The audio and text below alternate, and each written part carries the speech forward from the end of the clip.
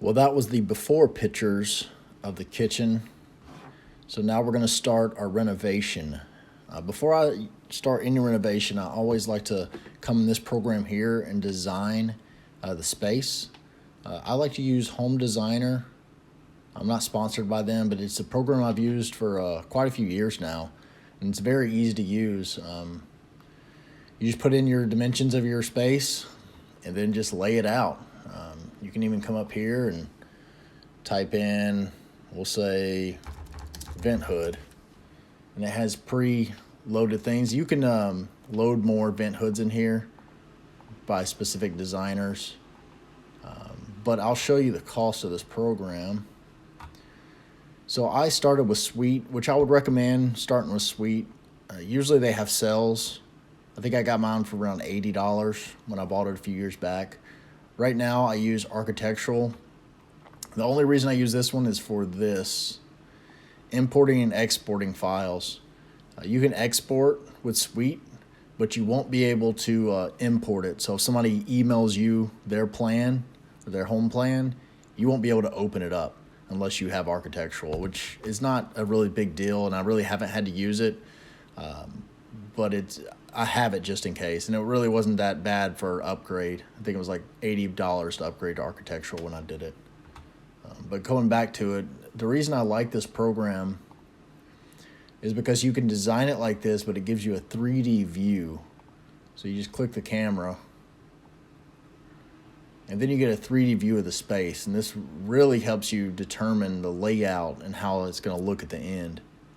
I've done this quite a few times, and most of the time it looks almost exactly how I design it in this program. And there will be minor changes. A couple of things in this one is these cabinets here. I think we've decided to do open shelving. So we're going to do 2 shelves, open shelving. I'm also going to encase this vent hood, which, I mean, some stuff like that I don't know how to do, so I just put a vent hood in there. The big pros of this new kitchen design is bringing cabinets all the way to the ceiling with crown molding. They're going to have the standalone island. We'll talk about the dining room a little bit as I demo and start building the kitchen, because I am planning on building benches in the back, and I'm going to build a custom dining room table towards the end of the renovation.